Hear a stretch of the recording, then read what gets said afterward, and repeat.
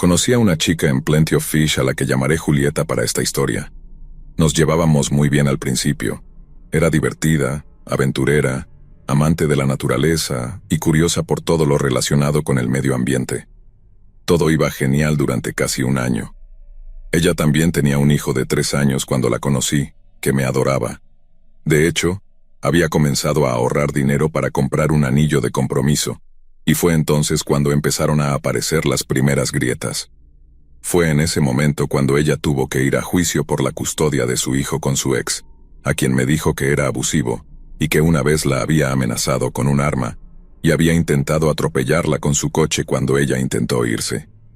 El día de la audiencia de custodia comenzó a llorar y a volverse incoherente antes de que el juez entrara a la sala.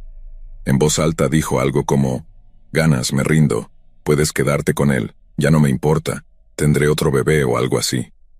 Todos en la sala del tribunal la miraron atónitos. Logré que se calmara antes de que el juez llegara. Su abogado habló en su lugar y tras negociaciones, logró obtener la custodia compartida del 50%. Fue entonces cuando me enteré de que tenía algunos antecedentes por agresión, aunque no se especificó. Supuse que las cosas habían sido difíciles entre ellos y que esto la había afectado mucho, pero comencé a cuestionarme su estado emocional y si realmente quería formar una familia con ella. Aún así, mi intención era quedarme a su lado. Con el tiempo, seguí animándola a que llamara a sus amigas y pasara tiempo con ellas, ya que a menudo hablaba de ellas, pero yo nunca las había conocido ni hablado con ellas, ni visto una sola foto. Parecía que solo me tenía a mí, a su hijo y a sus padres en su vida. Pensaba que le hacía falta tener amigas por su salud mental. Luego un día me dijo que finalmente tendría una noche de chicas con unas amigas del instituto. Me alegró por ella y la animé a ir. Esa noche de chicas sucedió, pero los detalles de la noche no tenían ningún sentido. Luego hablé con sus padres durante una visita a su casa, y resultó que no tenían idea de lo que yo estaba hablando. Ninguna de esas supuestas amigas existía. Cuando la confronté al respecto, admitió que había quedado con un chico, amigo del instituto, y que se encontraron en un Tim Hortons donde hablaron hasta las 3 de la mañana tomando una sidra de manzana caliente. El problema fue que ese lugar no vendía esa bebida y cerraba a medianoche. Sabía que estaba mintiendo, y ella simplemente me pidió que fuéramos amigos.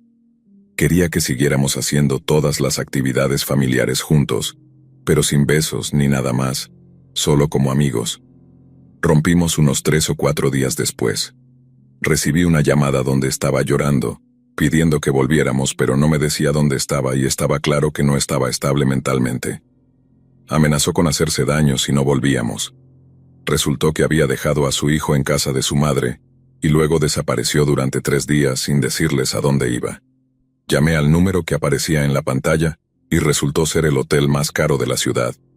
Les dije que llamaran a la policía, y que enviaran a alguien a su habitación porque podía lastimarse.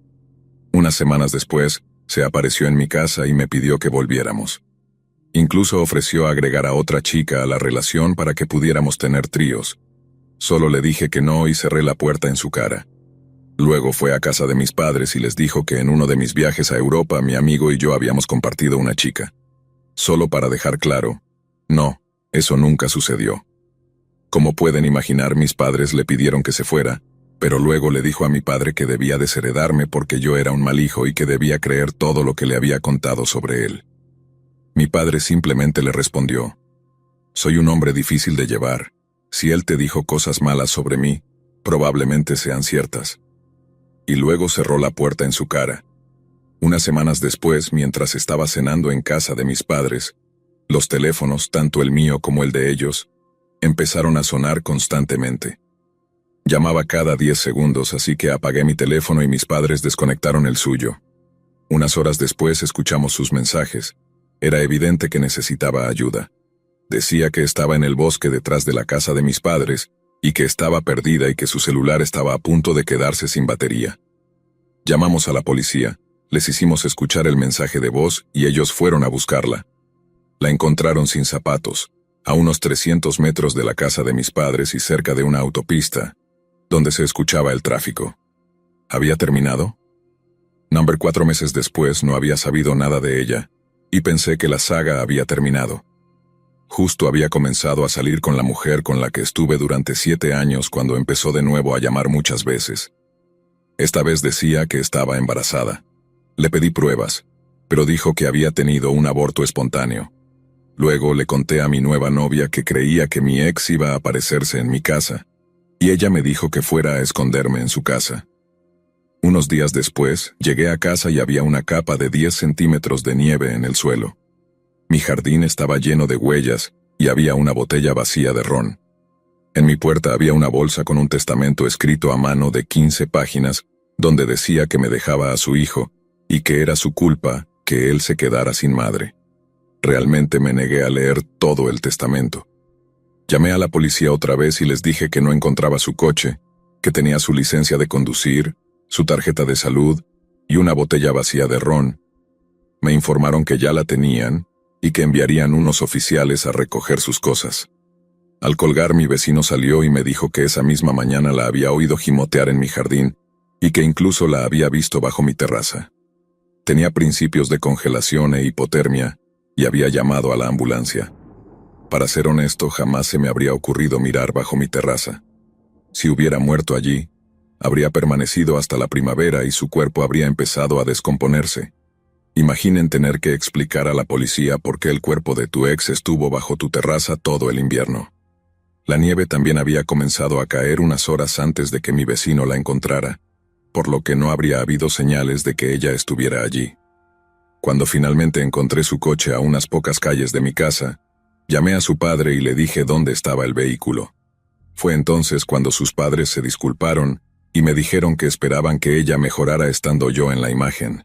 Fue entonces cuando supe que no había sido su ex quien la había amenazado con una escopeta y había intentado atropellarla con el coche. Fue ella quien lo había amenazado a él con el arma y había intentado atropellarlo con el coche. También me dijeron que nunca había mostrado signos de estar embarazada y admitieron que su hija era muy manipuladora. Sí, esa fue una etapa divertida de mi vida. No he vuelto a saber de ella desde hace mucho tiempo, gracias a Dios. Julieta, si llegas a escuchar esto, de verdad espero que estés mucho mejor y que tu hijo esté bien. De verdad quiero mucho a tus padres. Cuídate, pero mantengamos un contacto permanente de no comunicación.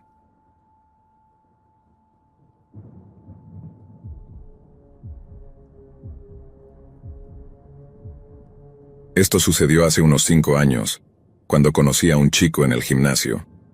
Nunca iba al gimnasio con la intención de encontrar pareja, pero estaba soltera y quería conocer a alguien. Había un chico allí que normalmente intentaba iniciar una conversación conmigo, y a veces me apetecía seguirle el juego. No era el típico chico que habla con una chica en el gimnasio.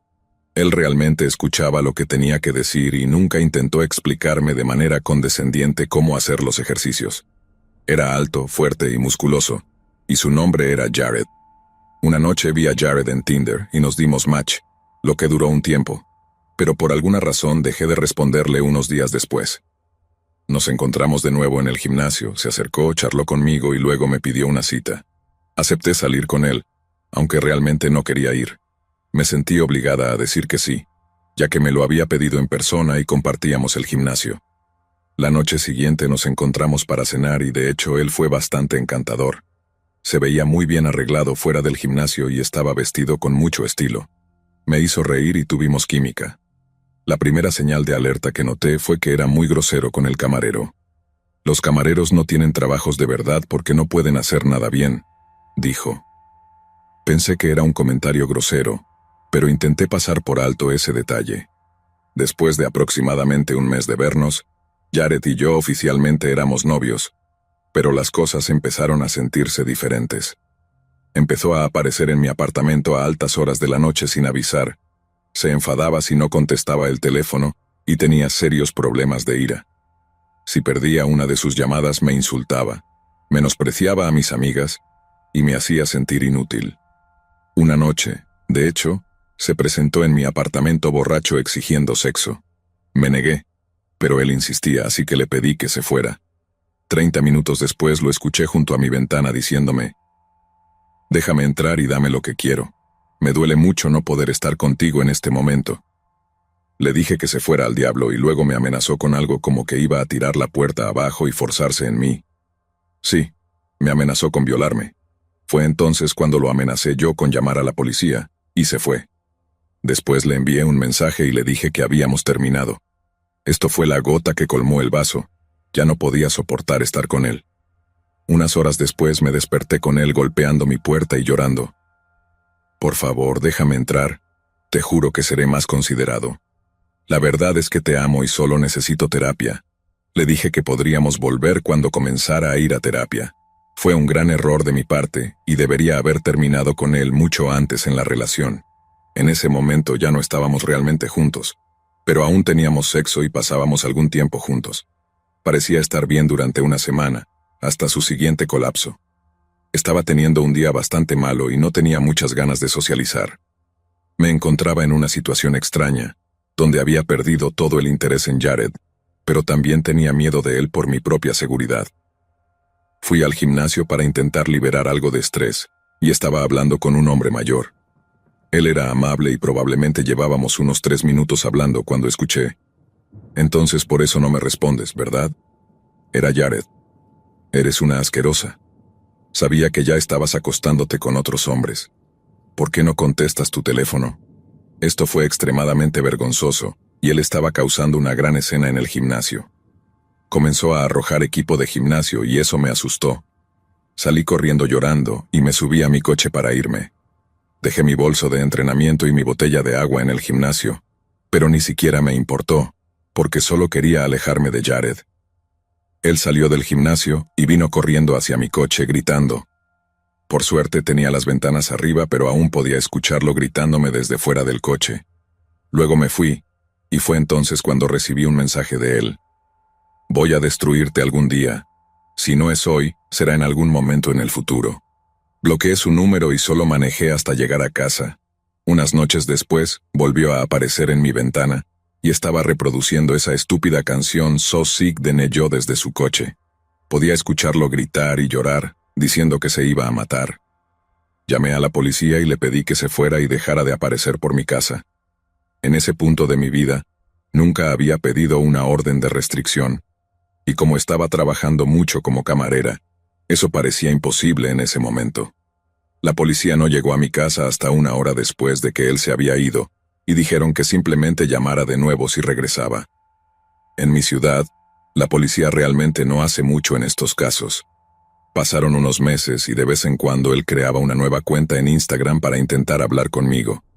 Bloqueaba todos sus intentos e incluso empecé a ir a un nuevo gimnasio. Intentó contactarme durante casi 2 años usando diferentes cuentas en redes sociales, correos electrónicos e incluso LinkedIn. Lo más perturbador fue un correo electrónico que me envió.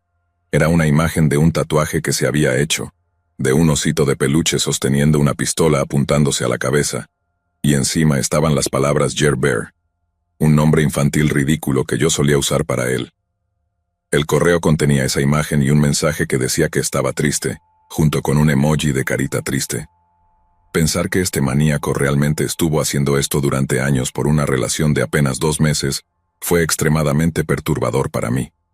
Aconsejo a cualquiera que escuche esta historia que tenga mucho cuidado con a quien deja entrar en su vida.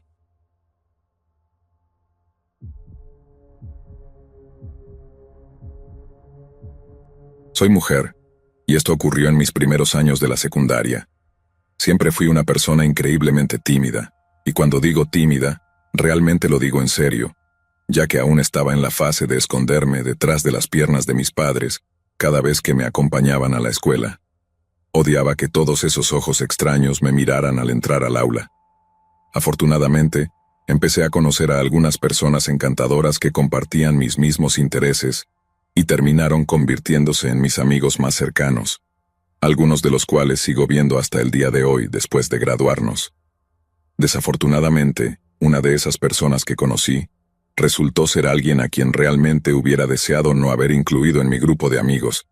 Lo llamaremos Teddy, ya que así es como muchas personas en mi escuela comenzaron a llamarlo. Por lo que recuerdo, en ese entonces era bastante parecido a mis amigos y a mí. Algo introvertido, un nerd que adoraba las caricaturas y dibujar. En ese momento no noté nada raro en él, y era bastante amigable con él. Pero ahora, con la retrospectiva de lo que ocurriría después, definitivamente tenía un comportamiento extraño que no detecté en ese entonces. Nuestro pequeño grupo estaba lleno de personas socialmente torpes, y en ese momento yo tenía un trastorno de ansiedad severo sin diagnosticar, por lo que era especialmente inepta socialmente. Pero él daba unas vibras incómodas que simplemente no noté en ese momento. Pasaron unos meses, y nuestra amistad comenzó a transformarse en algo más. Empezamos a tener un gusto mutuo, lo cual nos llevó a convertirnos en pareja. Sin embargo, lo digo en sentido amplio, ya que éramos adolescentes en ese momento. Aún así, realmente se sentía como una relación, porque él sorprendentemente se comportaba de una manera bastante madura. A lo que me refiero es a que empezamos a salir una semana antes del día de San Valentín, y cuando el día llegó, él me compró el almuerzo durante nuestro primer descanso, así como un pequeño peluche de pulpo y una tarjeta amorosa. En ese momento me quedé bastante sorprendida, pero en el fondo, pensé que fue realmente dulce de su parte, aunque me sentí un poco culpable por no haberle conseguido nada, ya que no esperaba recibir regalos durante nuestra primera semana de noviazgo. Ese honestamente fue el primer foco rojo, si lo veo en retrospectiva, porque el chico terminó obsesionándose conmigo de manera inquietante en muy poco tiempo. Pasaron algunas otras cosas durante nuestro tiempo juntos, y recuerdo que empezó a volverse cada vez más pegajoso conmigo. Ahora bien, no tengo ningún problema con tener una pareja que disfrute estar conmigo y de la cercanía física, ya que yo también puedo ser muy cariñosa con alguien a quien amo, pero él prácticamente me seguía a todos lados y siempre tenía que estar pegado a mí, ya sea tomando mi brazo o abrazándome de alguna forma. Algunos de mis amigos lo veían como algo lindo, mientras que a otros les parecía tan molesto como a mí, y un poco preocupante. En ese momento no sabía cómo sentirme al respecto, pero definitivamente me hacía sentir incómoda, y de hecho, lentamente hizo que perdiera el interés en él. Aunque también puede que haya sido porque mi instinto me decía que no continuara saliendo con él. Y ese instinto contribuyó a que poco a poco perdiera cualquier sentimiento que tenía por él. Como dije antes, tenía ansiedad severa en ese momento, lo cual desafortunadamente no estaba diagnosticado durante mis primeros años de secundaria, y tampoco era una persona muy confrontativa. Odiaba cualquier tipo de drama. Con esto en mente, se imaginarán lo mucho que me estresaba decirle a este chico que simplemente ya no me gustaba, y que solo quería volver a ser amigos, especialmente considerando lo rápido que él se había apegado a mí. No recuerdo los detalles exactos, pero de una manera u otra rompimos después de solo unas semanas de noviazgo, así que no fue como si esta relación hubiera durado mucho tiempo ni nada. Uno pensaría que eso haría que fuera más fácil regresar a ser amigos, ¿verdad? Bueno, no para Teddy. Al principio me sentí aliviada porque parecía que ambos podríamos olvidar fácilmente que habíamos salido, pero cuán equivocada estaba. Quiero decir que, al menos una semana después de la ruptura, Teddy aún estaba merodeando a mi alrededor como un mal olor. No se acercaba demasiado ni nada, pero sabía de sobra, basándome en mis propios sentimientos y en lo que mis amigos me decían, que siempre estaba bastante cerca cada vez que me sentaba con mis amigos en el almuerzo o en clase, y siempre me estaba mirando fijamente. A veces lo sorprendía mirándome, ya que sentía como si me estuviera quemando un agujero en la nuca con la mirada. Cuando lo miraba de reojo, lo veía con esa expresión vacía y fija en sus ojos, como si estuviera en un estado profundo de concentración, antes de fingir rápidamente que no me estaba mirando, y ponerse a teclear frenéticamente en su computadora portátil, o a garabatear en su cuaderno. Este patrón de comportamiento definitivamente me ponía nerviosa, pero en general era bastante molesto de sobrellevar. Recuerdo que uno de mis amigos, que no se anda con rodeos, le pidió que se largara y me dejara en paz, ya que, para ser honesta, a este punto su comportamiento era suficiente para que dejara de querer ser amiga de él. Las cosas se sentían demasiado incómodas. Desearía que todo hubiera terminado allí, pero el momento que aún permanece en mi memoria, tan vívido hasta el día de hoy, es un día en que el almuerzo estaba a solo un par de minutos de terminar, y decidí irme temprano a mi clase de la 4ª hora. No estoy muy segura de cómo funcionan las escuelas secundarias en Estados Unidos, ya que esto ocurrió en Australia, pero esa es esencialmente nuestra última clase del día. No recuerdo exactamente por qué, pero no estaba con ninguno de mis amigos en este almuerzo, y mientras caminaba hacia una de las grandes escaleras de la escuela para ir a mi clase, que estaba en el último piso, alguien apareció detrás de mí de la nada. Adivinen quién, Teddy. Inmediatamente sentí mi garganta y mi boca secarse al verlo, después de que tocó mi hombro para llamar mi atención. Aunque el patio de comidas estaba literalmente a unos cuantos metros de la escalera, realmente sentí como si de repente me hubiera quedado atrapada en una jaula inescapable con solo él y yo. Estaba congelada. Ahora que lo pienso, este chico definitivamente me estaba acosando, ya que no había otra manera en que hubiera sabido que estaría caminando sola hacia mi clase temprano, sin ninguno de mis amigos cerca, justo en ese preciso momento. Quiero decir, a menos que hubiera estado observándome. Era demasiado coincidente y perfecto para él. Con su habitual torpeza, entonces habló, en su voz incómoda y bastante espeluznante, diciéndome que solo quería hablar conmigo a solas, y que tenía la oportunidad perfecta ahora que mi amigo protector no estaba allí para actuar como mi perro guardián. Desearía haber tenido más valor en ese momento. Para ser honesta, le hubiera dicho que me dejara en paz, que no quería escuchar nada de lo que tenía que decir, y que necesitaba ir a clase. Pero mi lado ansioso, que solo quería ser amable con todos, se impuso, y permanecí en silencio mientras él ponía sus manos en mis hombros y me empujaba hacia un lado de la escalera, de modo que nuestros brazos estaban presionados contra las paredes frías de piedra. No mencioné esto antes, pero siempre he sido una chica increíblemente baja de estatura, y en la actualidad apenas mido 1,40 metros, así que en ese momento era aún más baja. Y Teddy se aseguró de pararse justo frente a mí de una manera que me impedía simplemente alejarme. También hacía que mi reacción a lo que estaba ocurriendo fuera más fácil de ocultar a cualquiera que pudiera pasar por el pasillo justo debajo de nosotros, ya que mi baja estatura estaba completamente cubierta por él. Fue entonces cuando sacó una carta y dijo que la había escrito para mí, que quería leérmela en voz alta para que lo entendiera. Ya sabía hacia dónde iba esto, y escucharlo leer la carta solo aumentó mi ansiedad con cada palabra. Les haré un breve resumen de lo que contenía. Querida Cherry, siento no haberte hecho feliz y no poder estar allí para darte abrazos y regalos, porque mereces ser colmada de todo el amor del mundo. Quiero ser la única persona en la que puedas confiar para eso. Por favor, dame otra oportunidad. Prometo que puedo cambiar y convertirme en el hombre perfecto para ti, el que mereces.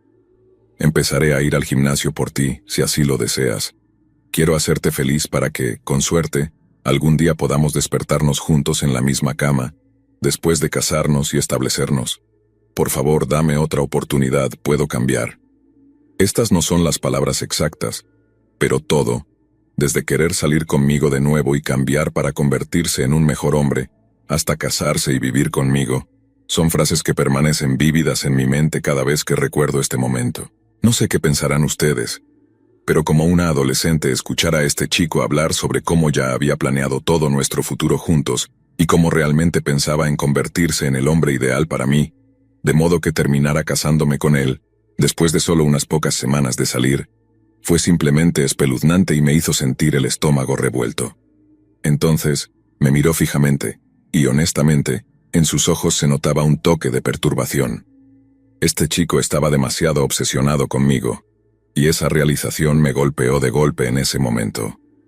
La campana que indicaba el final del almuerzo había sonado en algún momento durante esta lectura inquietante, pero era poco probable que alguien realmente subiera a la escalera donde estábamos, ya que solo había 2 aulas que rara vez tenían clases y una sala de profesores menos concurrida en el último piso, lo que significaba que prácticamente estaba sola allí.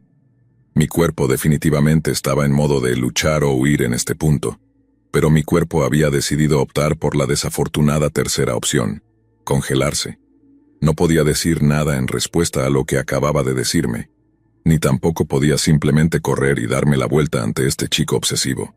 Estaba aterrada de que me agarrara de nuevo, o de que ignorarlo lo hiciera enojar, y eso empeorara el acoso.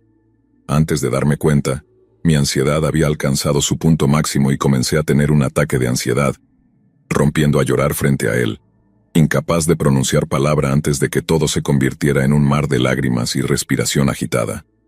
Teddy parecía bastante sorprendido y desconcertado por mi reacción. Era obvio que no lo esperaba, mientras intentaba pensar en qué hacer a continuación.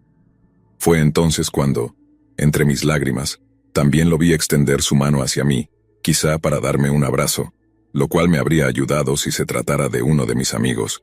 Pero este era un chico extraño que estaba inquietantemente enamorado de mí, el mismo que me había provocado un ataque de ansiedad en primer lugar. Antes de que pudiera ponerme una mano encima, escuché voces junto a nosotros y vi a dos chicas a quienes nunca había visto antes. Afortunadamente, habían subido las escaleras y notaron lo que ocurría, decidiendo intervenir en lugar de ignorarlo, ya que estaba claramente en una gran angustia en ese momento. Teddy intentó explicar la situación, diciendo que no era tan malo como parecía, pero estas dos chicas no eran tontas.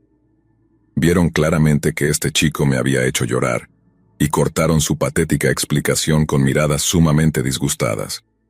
Una de las chicas se puso cara a cara con él, levantando la voz para decirle que me dejara en paz, mientras que la otra rápidamente se acercó a mí para asegurarse de que estaba bien, antes de fulminar con la mirada a Teddy mientras su amiga lo echaba. Eventualmente, las dos desconocidas lograron sacarme de esa situación, mientras yo seguía siendo un lío de lágrimas e hiperventilación, dejando a Teddy allí parado, perplejo.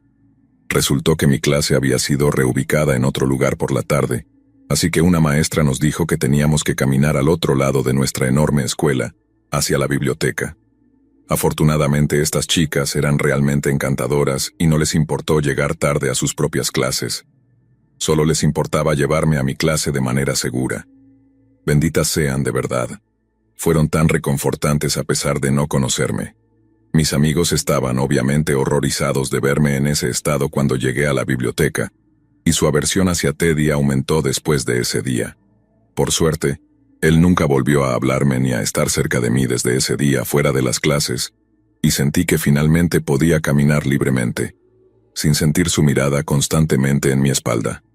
Aún así, me sentía asustada, temiendo que en algún momento me volviera a acorralar cuando no estuviera con mis amigos. Pero estoy agradecida de que eso nunca sucedió. A medida que se acercaba el último año de secundaria, noté que realmente no había visto a Teddy en ningún lugar últimamente, y fue cuando un amigo me dijo que se había mudado a Sydney, y que sería un residente permanente allá, habiendo sido inscrito en una nueva escuela. Fue un gran peso que se quitó de mis hombros, para ser honesta.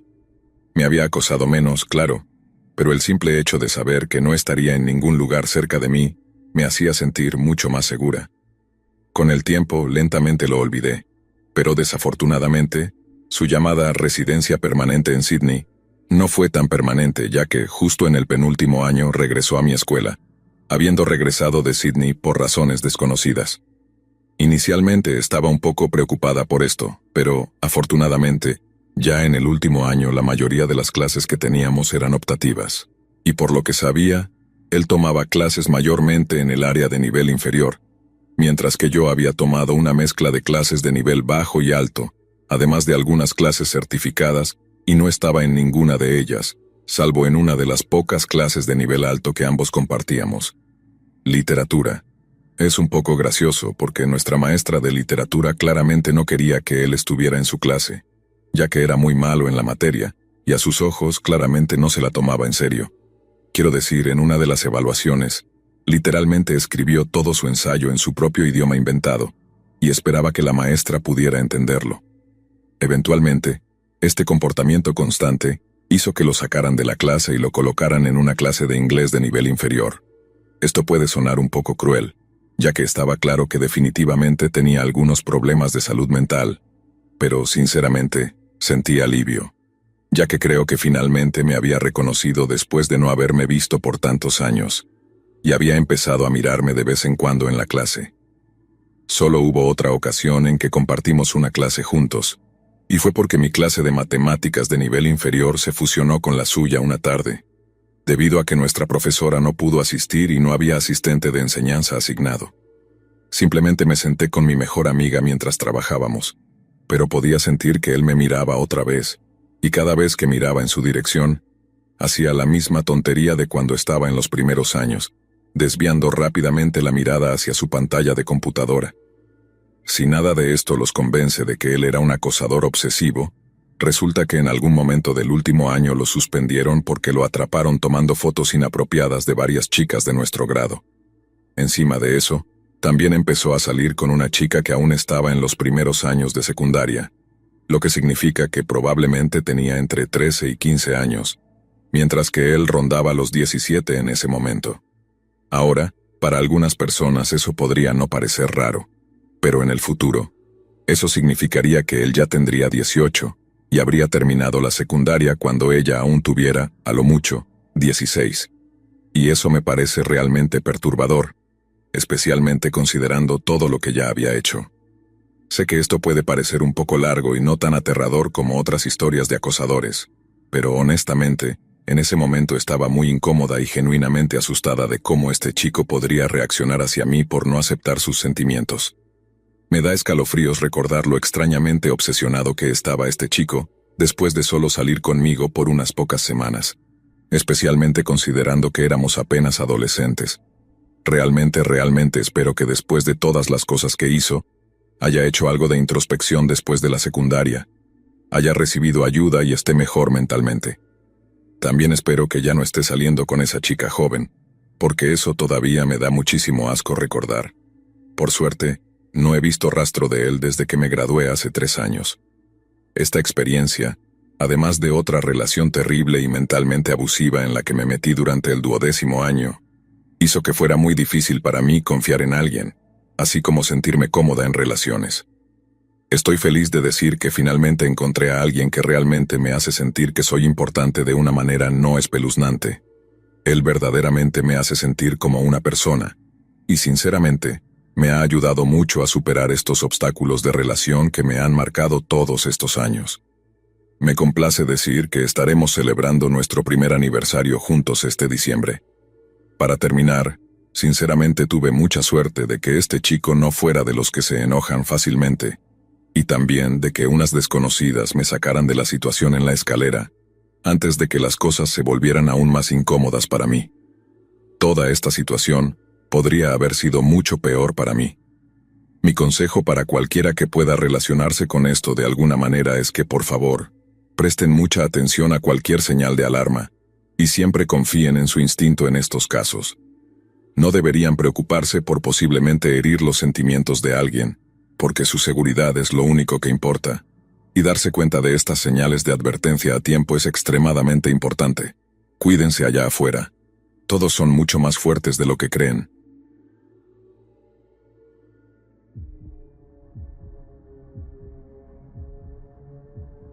He decidido compartir mi historia aquí hoy, después de años de sanación y de escuchar las historias de otras personas.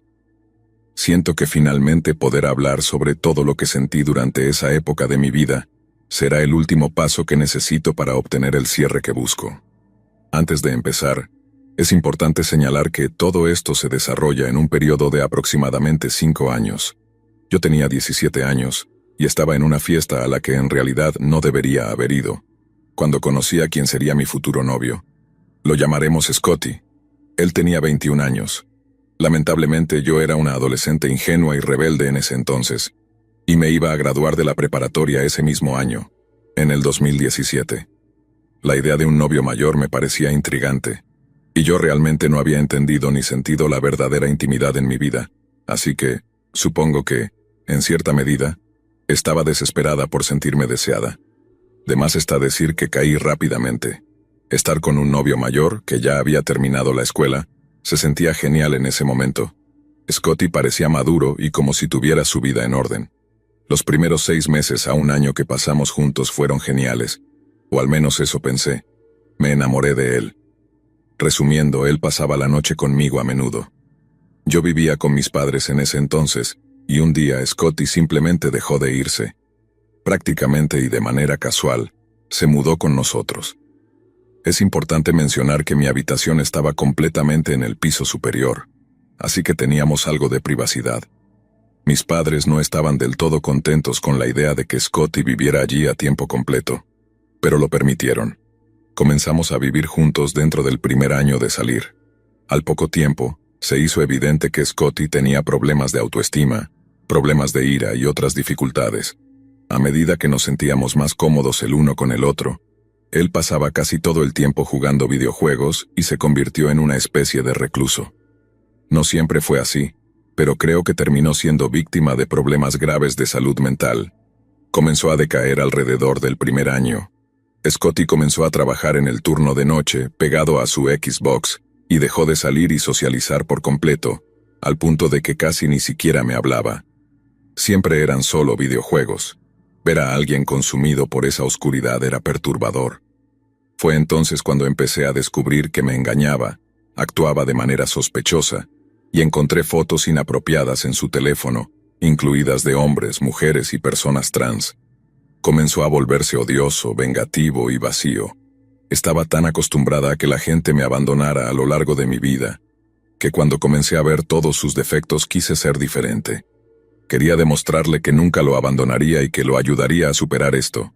Tonto, lo sé, pero en ese momento ya me había distanciado de todos mis amigos y familia, ya que había alcanzado el punto máximo de lealtad y compromiso con Scotty.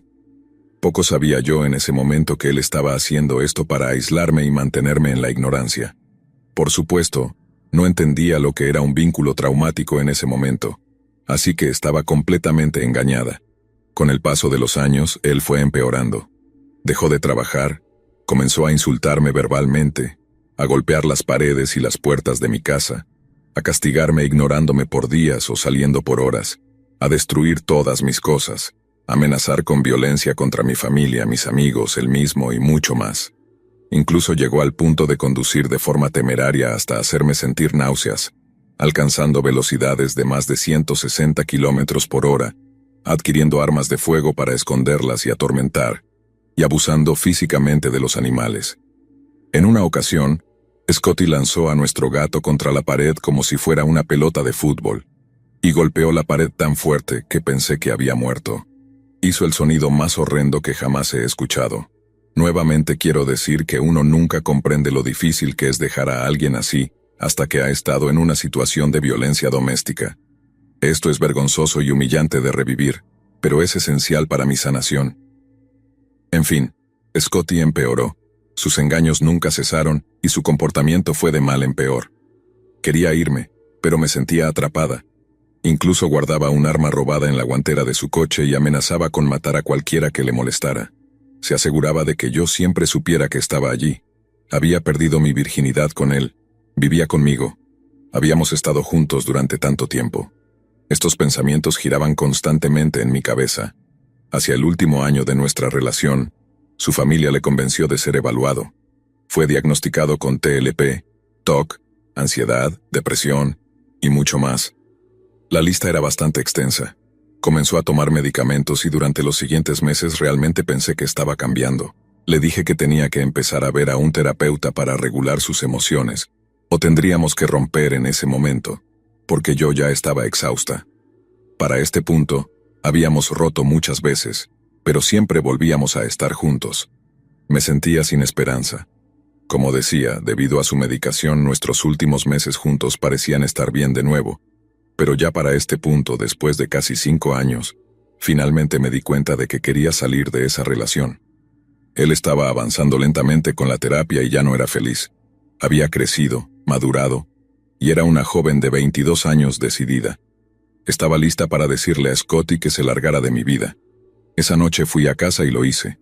Le dije que tomara sus cosas y se fuera, que se largara.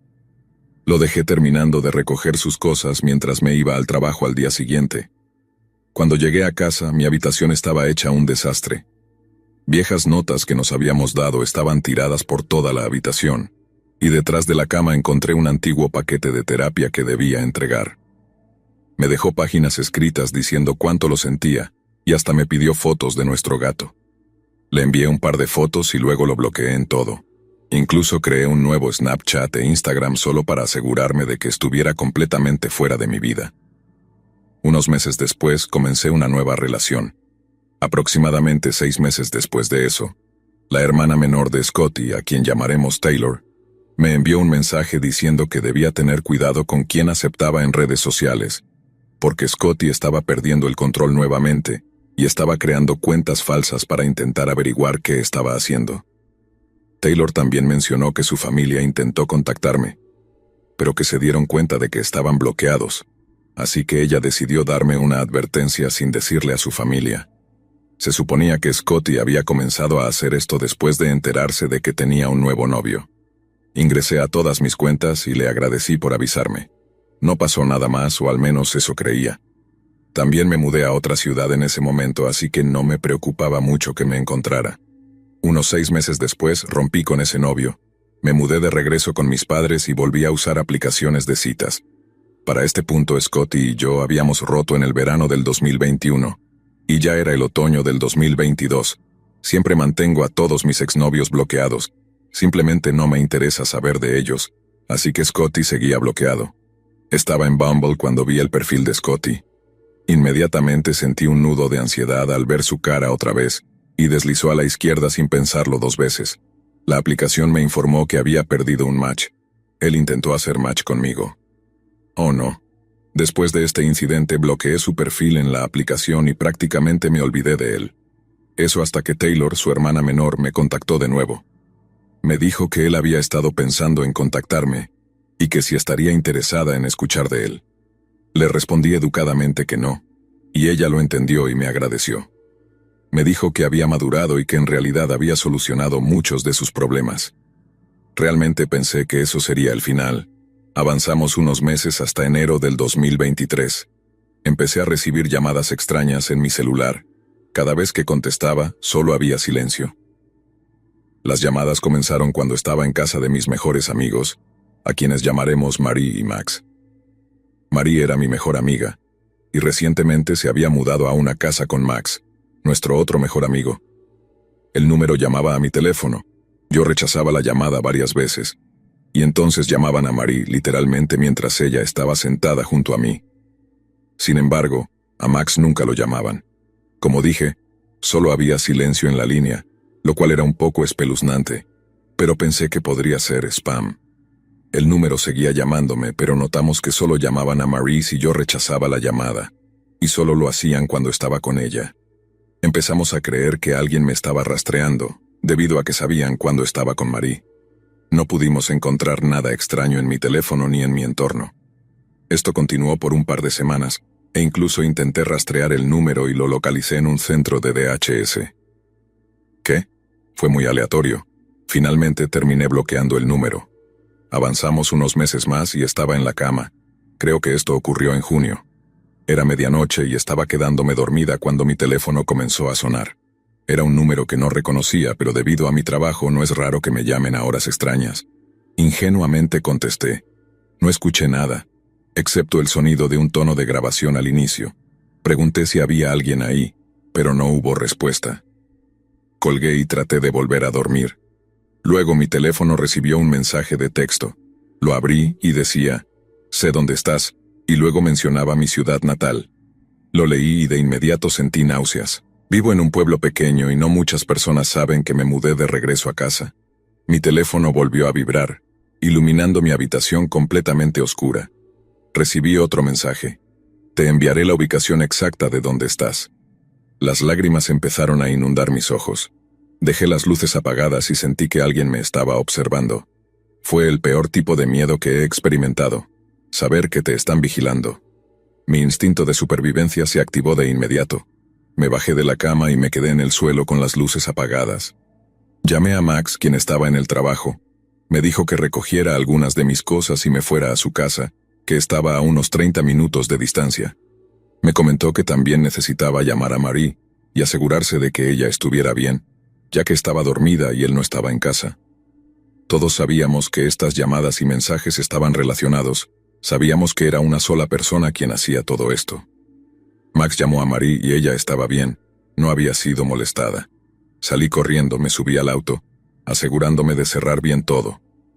Al llegar a casa de Marie, le conté todo lo que había ocurrido. Intenté rastrear el número de nuevo, pero solo encontré que pertenecía a un usuario de WhatsApp. Genial. Bloqueé el número. Espero no estar haciendo que todo esto suene demasiado confuso. Puede que no sepa al 100% quién me ha estado acosando, pero por el momento en que comenzaron los eventos y por la evidencia, creo que se trata de mi exnovio, Scotty. Es bastante hábil con la tecnología y sabe cómo permanecer en el anonimato. Aunque desde el último incidente no ha sucedido nada más, vivo con miedo. Él es realmente aterrador cuando está inestable. Desde entonces me he mudado de nuevo y me siento bastante segura, así que por ahora creo que estoy bien. Ahora tengo un nuevo novio y todo va muy bien. Sin embargo, sigo en estado de alerta. Si alguno de ustedes tiene algún consejo o comentario, me encantaría escucharlo. Si alguno de ustedes, en algún momento, se relaciona con la situación de la relación en la que yo estaba, váyanse. No esperen hasta que sea demasiado tarde. Se los digo ahora. No pueden cambiar a esas personas.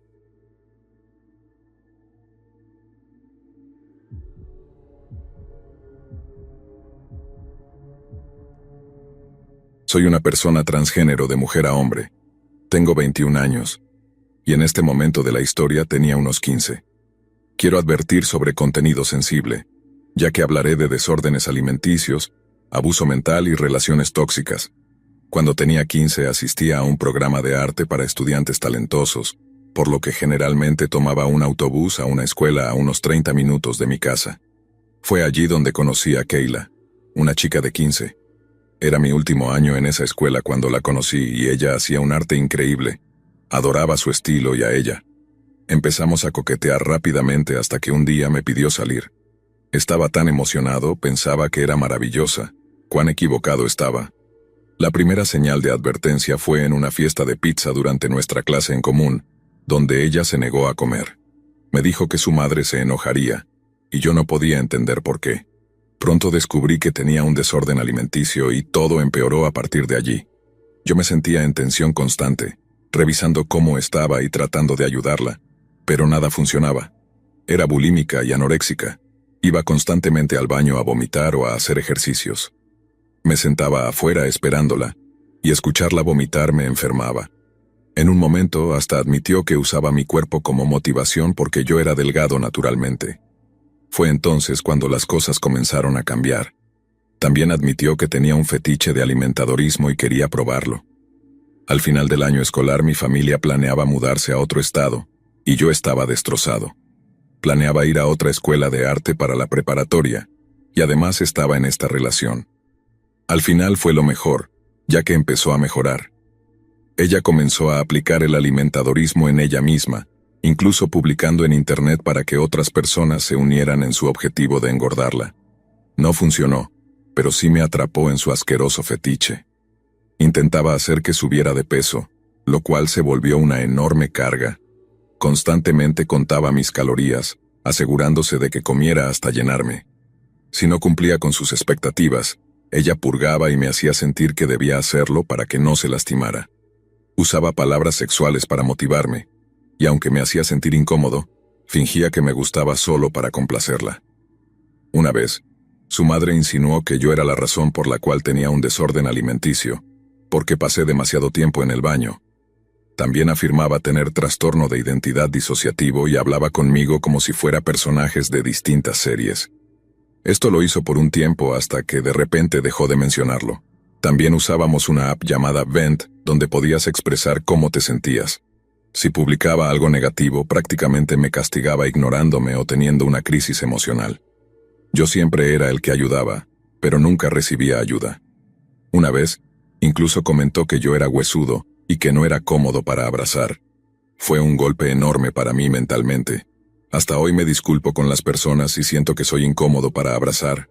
También me decía que dejara de moverme o de rebotar la pierna porque estaba quemando calorías. No podía salir a caminar o hacer ejercicio a menos que prometiera que comería mucho al regresar. Esta dinámica era una carga constante en nuestra relación. Finalmente, me mudé y fue una bendición disfrazada, aunque en ese momento no lo sabía. Kayla controlaba lo que comía, pidiéndome que le enviara fotos de mi estómago para comprobar que estaba lleno. Solía empujar mi estómago para las fotos, solo para que pareciera que estaba lleno. Mentía, pretendiendo que comía muchísima comida, cuando en realidad apenas comía un desayuno ligero y luego la cena que preparaba mi familia. Recuerdo una vez en la que le mostré emocionado toda la comida que estaba comiendo en cámara, pero no fue suficiente para ella. Hizo una purga para castigarme por no cumplir sus expectativas. Tuve que suplicar que iba a comer más para que se calmara, pero en realidad no lo hice. Había perdido totalmente el apetito. Si alguna vez la decepcionaba, Ella publicaba sobre mí en Bend, y sus amigos le decían lo horrible que yo era. Ahora sé que eso es una táctica de abuso llamada campaña de difamación. Llegué a creer que yo era el problema, el abusador. Si hablaba de mis sentimientos suicidas o de mi depresión, ella publicaba indirectas y luego tenía una crisis. Así que dejé de hablar de eso y lo guardaba todo. Otro gran recuerdo es cuando mi madre iba a pedir Taco Bell para cenar. Normalmente pedía 2 tacos Double Decker y unas papas. Le conté a Kayla lo emocionado que estaba por la cena y lo que iba a comer. Ella explotó diciéndome que debí pedir algo con más calorías. Llegué a mi primer punto de quiebre y le dije que dejara de usar su desorden alimenticio para controlarme, que estaba harto de que contara mis calorías y me hiciera sentir mal. Obviamente, esto terminó mal para mí. Fue a internet y le dijo a sus amigos que yo era el villano. También constantemente planeaba suicidarse. Una vez se tragó varias pastillas de melatonina, y siendo un niño tonto yo estaba preocupado. Afortunadamente mi mejor amigo en ese entonces sabía que estaría bien, y lo estaba. La relación llegó a tal punto que en secreto pensé que la única forma de salir sería si realmente se quitaba la vida. Sabía que estaba mal pensar eso, pero cada vez menos creía que lo haría. Nunca lo hizo, pero una parte de mí pensaba que esa era la única forma de librarme.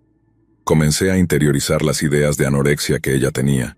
Me parecía repulsivo engordar, pero también odiaba ser flaco. Pronto, mi propio cuerpo se volvió mi saco de boxeo. Lo odiaba. Recuerdo cuando finalmente llegué a pesar 45 kilos y cuando se lo conté explotó de nuevo, diciéndome que estaba demasiado flaco. Nunca más le dije cuánto pesaba. Hay mucho más que decir, pero ahora no recuerdo la mayoría. Era joven e ingenuo y ella se aprovechó de mi naturaleza amable y mi deseo de agradar. Hice un par de viajes de regreso a mi estado natal, uno para un funeral, y logré convencer a mi familia de que me dejara ver a Kayla. Honestamente, ojalá no lo hubiera hecho porque solo me hizo sentir terrible todo el tiempo que estuve allí. Hacia el final de nuestra relación, ya estaba harto de todo. Terminamos y volvimos una vez. Luego planeé un viaje a mi antiguo estado para visitar a mi mejor amigo y a Kayla. Pensé que tal vez podríamos arreglar las cosas, pero estaba ansioso porque no me veía como ella quería que me viera. No había comido ni cerca de lo que decía, y sentía que me descubriría. Estaba en clase de educación física pateando una pelota, preocupado si estaba quemando demasiadas calorías para el fin de semana que venía. Cuando finalmente llegué, mi mejor amigo y yo nos acomodamos. Solíamos dormir acurrucados, pero esa noche no pude. Me sentía ansioso y enfermo porque Kayla vendría al día siguiente. Mi amigo me comprendía, sabiendo todo lo que había pasado. Cuando Kayla finalmente llegó, puse una cara valiente y fingí que estaba bien. Ella vino preparada con snacks y una torta que había hecho. Si mi estómago sonaba, me hacía comer. Si no comía constantemente, se ponía ansiosa y de mal humor. Me sentía derrotado y terrible todo el tiempo. Finalmente llegó la cena, y la madre de mi amigo no estaba cocinando, así que ordenamos pizza y un plato de pasta.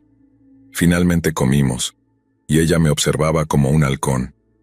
Me sentía tan ansioso que terminé corriendo al baño para vomitar todo. Mi estómago era muy pequeño y el hecho de que mi abusadora me estuviera observando no ayudaba. Después de vomitar, me sentía peor, y ella se enojó, haciendo una purga. No sé qué hizo en el baño, pero sabía que estaba siendo castigado. Mi amigo intentó cubrirme diciendo que había desarrollado intolerancia a la lactosa, lo cual era cierto. Así que funcionó un poco. Esa noche vimos una película, y mi ex Kayla dijo que me perdonaría si comía un trozo de torta, así que lo hice aunque acababa de vomitar. A la mañana siguiente mi amigo nos hizo panqueques, pero nuevamente no pude comerlos. Eran grandes y esponjosos, y la ansiedad de ser observado no ayudaba. Kayla se volvió irritable, y yo tuve que consolarla diciendo que era por la noche anterior. No me reconocía, y yo le hice una señal a mi amigo para que se deshiciera de mis panqueques, porque no había forma de que pudiera comerlos. Mentí diciendo que los había terminado. No sé si me creyó, pero ahora no me importa. Años después rechacé la torta de cumpleaños y los panqueques en general porque el solo pensar en ellos me hacía sentir mal. Incluso hoy en día sigo evitando esos alimentos esponjosos, pero he mejorado en manejarlo. Para ese entonces nuestra relación estaba totalmente rota. Cuando regresé a casa, todo parecía estar bien. Ya estaba en mi segundo año de preparatoria cuando mi madre se enteró de que era trans. Me quitó todo acceso a Internet, lo que efectivamente me desconectó de Kayla. También me envió a terapia con mi tía, en otro estado, con la idea de arreglarme. Afortunadamente, tuve excelentes terapeutas que realmente me ayudaron. Yo tenía una ansiedad horrible con respecto a la comida. Me aterraba subir de peso, pero aún más me daba miedo estar muy delgado. Odiaba mi cuerpo y lloraba en el baño cada vez que veía mis huesos. Ya no podía pedir ayuda con el tema de la comida porque sentía que estaba bajo presión y no podía soportarlo. Recuerdo un dibujo que hice meses después de que mi madre me quitó Internet. Decía: 7 meses después y todavía controlas mi vida. Tuve que superar la idea de que yo también era una víctima y no el abusador que Kayla me había hecho creer que era. Aunque ya no es un miedo paralizante, aún me cuesta lidiar con la idea de ganar peso. Una vez, cuando tenía 20, llegué a pesar 55 kilos y me sentía horrible conmigo mismo. Todavía disfruto en secreto de estar delgado y perder peso, pero ya no me pierdo en ello. A veces me pregunto si realmente merezco la comida. Usualmente logro quitarme esa idea en un día. Ya no me niego comida. Me encanta comer y me gusta cocinar. Aunque no siempre llevo una dieta saludable, ya no me privo ni intento activamente estar delgado. Una vez Kayla se acercó para disculparse por lo que me hizo. Citó una obra de teatro que no recuerdo, creo que era de Shakespeare. A veces realmente desearía haberle gritado y decirle cuánto arruinó mi vida, que la odiaba. Pero nunca lo hice. Todavía tengo pesadillas sobre las cosas que me hizo. A veces, imagino cómo sería verla y decirle lo que pienso. Parte de mí espera que vea esto y se dé cuenta de lo que me hizo, pero también creo que estoy mejor sin tener que pensar en ella. Así que esa es mi historia en esencia. Lamento que esté tan desordenada. Mi ex mentalmente enferma a los 15 me manipuló, me usó y arruinó mi relación con mi cuerpo y la comida. Hoy en día raramente pienso en eso, pero sigue siendo algo que me pasó. Sé que no es la historia más aterradora o dramática, pero fue horrible en ese momento. Fueron unos años de mi vida que marcaron, y luego algunos. Buena suerte, Kayla, si ves esto. Aún no me gustas, pero afortunadamente ya no guardo el mismo odio que tenía antes. Pero si llegas a ver esto y reconoces que eres tú, quiero que sepas lo que me hiciste.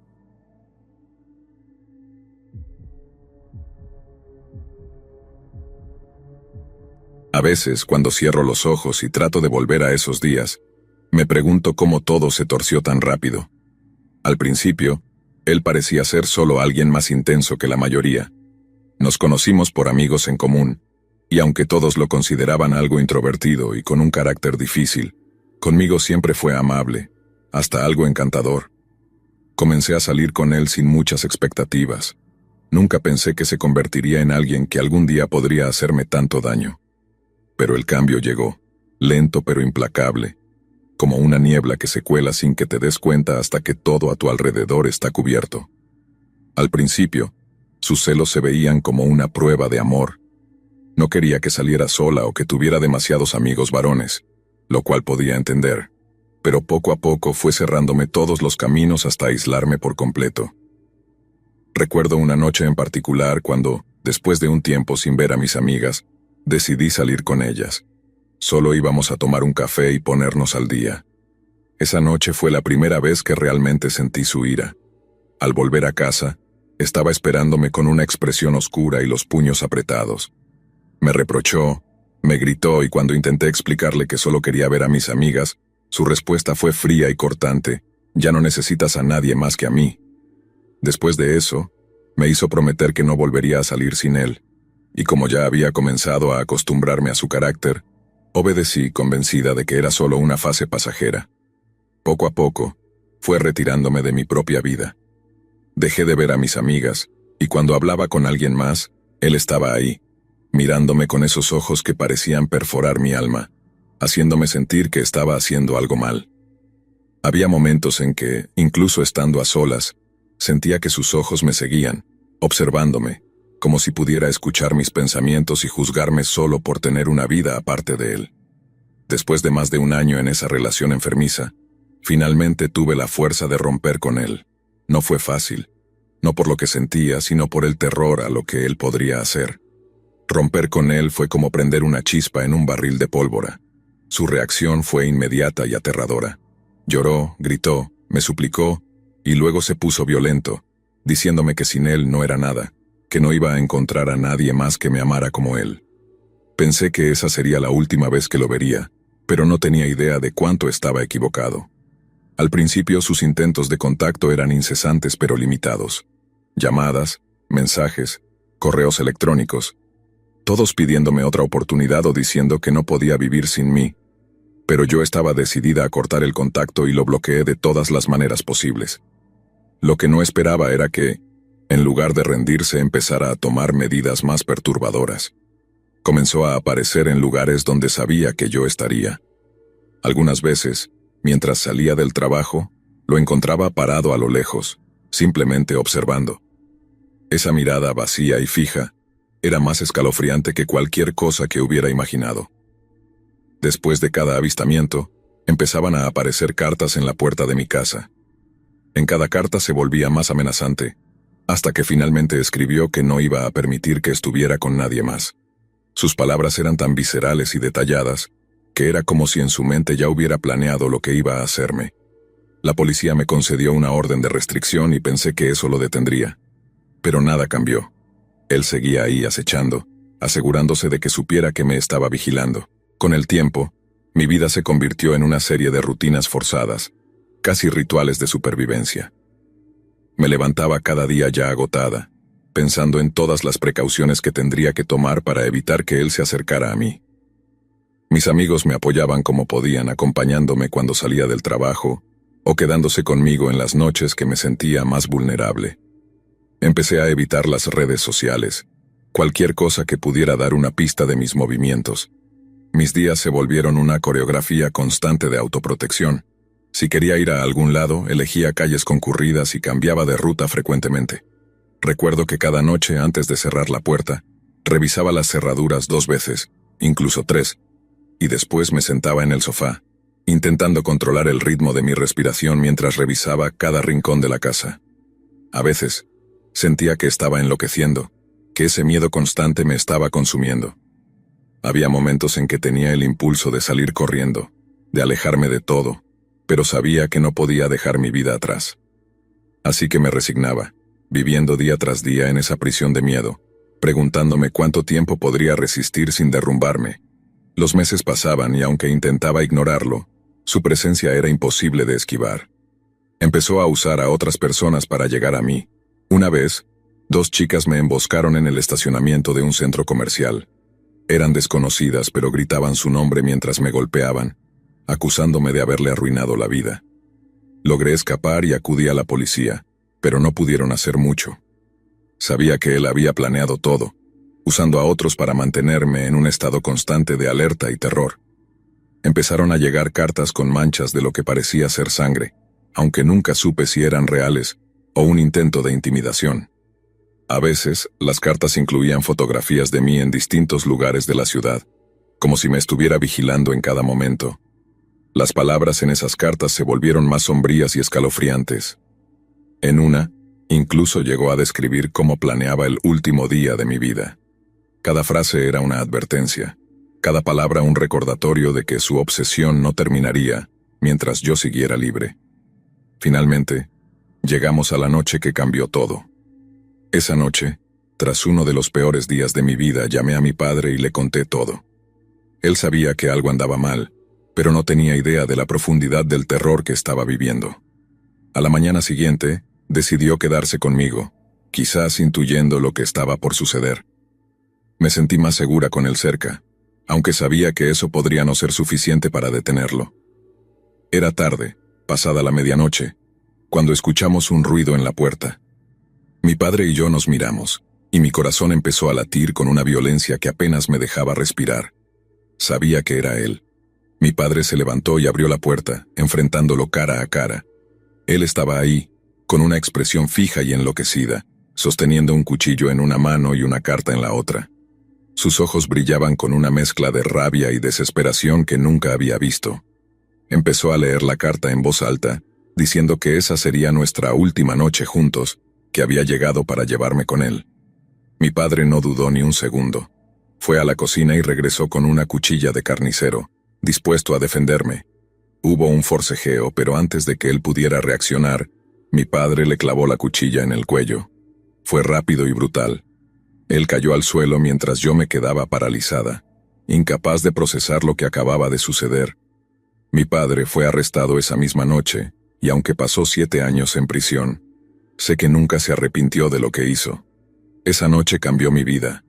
Años después sigo luchando contra el miedo, contra esa sensación de que él aún está allí, mirándome desde las sombras.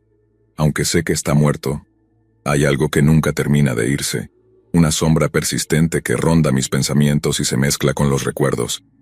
A veces sueño que vuelve, que me busca, que aún intenta encontrarme para cumplir esa última amenaza, pero luego recuerdo la imagen de mi padre sacrificando su libertad por mí, y me doy cuenta de que estoy viva gracias a él.